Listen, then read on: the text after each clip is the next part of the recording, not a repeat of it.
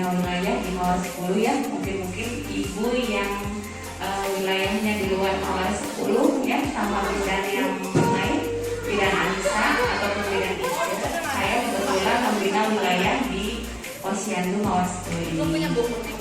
Ibu-ibu semua yang kumpul di sini semua sudah periksa kehamilannya ke tenaga kesehatan, ke bidan, ke puskesmas, ke dokter, sudah pada periksa? Sudah dapat buku KIA? Ya. Alhamdulillah kita bisa kumpul di acara kegiatan ibu hamil ini sekalian untuk pemeriksaan laboratorium yang wajib dilakukan oleh ibu hamil. Kita sharing ya Bu ya. Udah dapat leafletnya semua? Udah dibaca belum?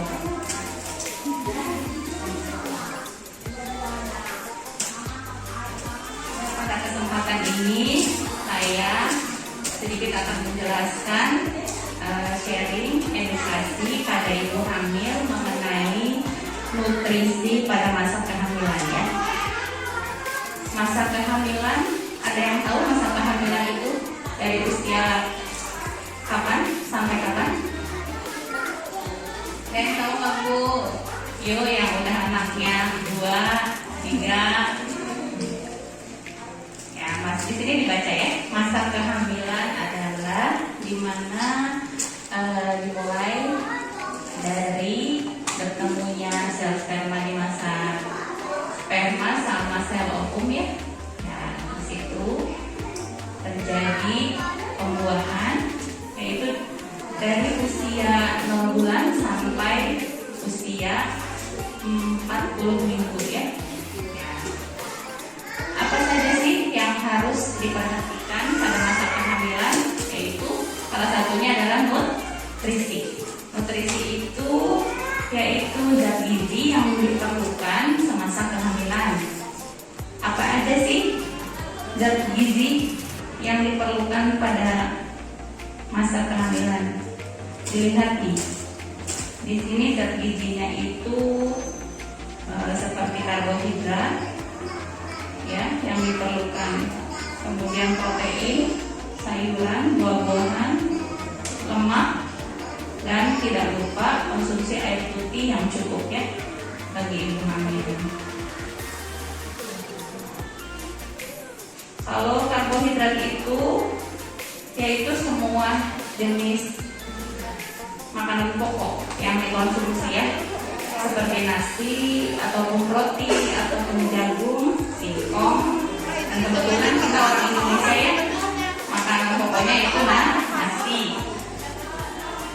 Ya, low pauknya itu segala jenis protein hewani, baik itu protein yang didapat dari ikan, telur, ataupun dari daging merah ya Bu ya.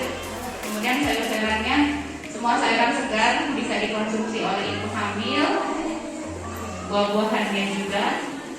Kemudian lemaknya bisa diambil dari minyak kelapa ataupun minyak zaitun ya.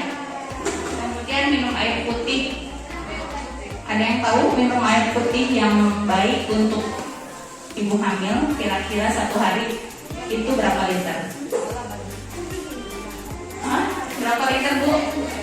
2 liter ya, minimal 2 liter ya sehari, yaitu kurang lebih 18. Kemudian makanan yang tidak dianjurkan ibu hamil itu tidak dianjurkan memakan makanan olahan yang ada pengawetnya. Seperti apa sih Bu? Seperti sosis, nugget, itu kan makanan olahan ya yang diendapkan. Kenapa sih sampai nggak boleh makan makanan olahan seperti itu? Karena mengandung satu bahan pengawet, kemudian natriumnya itu tinggi. Kenapa sih natrium tinggi? Untuk apa? Berbahaya nggak berbahaya? Kenapa? Natrium itu bisa menimbulkan tekanan darah ibu menjadi naik ya. Jadi konsumsi nuggetnya, sosisnya, kornetnya dikurangin dari sekarang ya, biar tensi darahnya stabil. Kemudian sayur-sayuran sama buah-buahan yang diawetkan juga tidak dianjurkan ya Bu, kita harus makan fresh food ya, makanan diolah sendiri, sayuran segar, buahnya juga buah-buahan yang segar. Kemudian minyak goreng nih yang dipakai berulang-ulang sebelum kita mah, ayo belum dibuang ya, nggak boleh ya. Makanan minyak goreng yang dipakai itu maksimal 2-3 kali pakai, setelah itu dibuang. Jangan dibuat buat menggoreng ikan asin ya, dibuang. Jadi ada takarannya, minyak goreng itu bisa dipakai berapa kali dalam penggunaannya. Kemudian minuman bersoda dan beralkohol juga minuman yang mengandung zat gula tinggi. Seperti apa sih? Banyak mitos ibu hamil itu kalau minum air dingin nanti bayinya besar. Kalau air dingin saja tidak dicampur apa-apa, nggak bakalan Bu bikin berat badan bayi jadi gede. Yang bikin gede itu adalah air minum es plus dicampur gula, kayak dicampur sirup, dicampur teh jus, dicampur yang mengandung tinggi gula. Itu yang bisa menyebabkan bayinya menjadi besar ya. Sekarang jangan udah dikasih edukasi nih, jadi nggak boleh lagi punya pikiran kalau minum air dingin menyebabkan bayinya besar. Kalau nggak dicampur sama yang tinggi gula tidak apa-apa. Nah, untuk memenuhi kebutuhan zat gizi pada masa kehamilan ini kan tujuannya untuk apa sih Bu? Untuk memenuhi kebutuhan gizi yang seimbang untuk janin, untuk menunjang tumbuh kembang janin ya.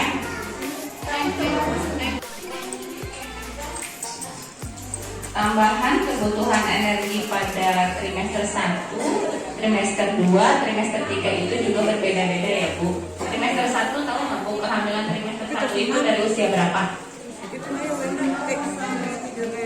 Iya, dari 0 sampai 13 minggu. Berarti 1 bulan sampai 0 sampai 3 bulan. Itu kebutuhan energinya itu sebanyak 180 kilokalori ya. Kalau di trimester 2 itu dari usia 14 minggu sampai 27 minggu, dan trimester 3 dari 28 minggu sampai 40 minggu itu kebutuhannya 300 kilokalori ya.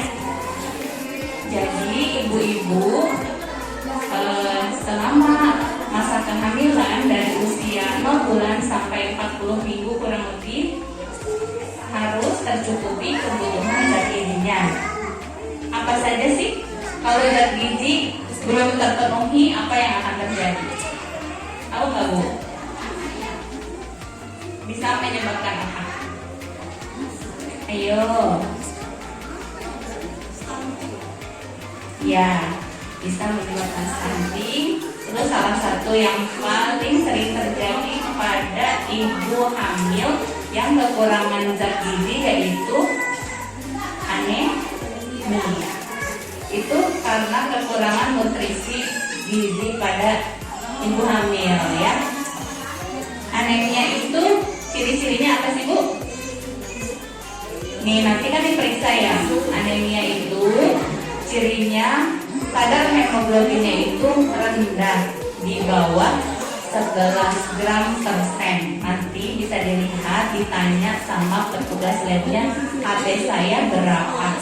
Kalau di bawah 11 berarti ibu kekurangan zat hemoglobin dalam darah yang dinamakan anemia.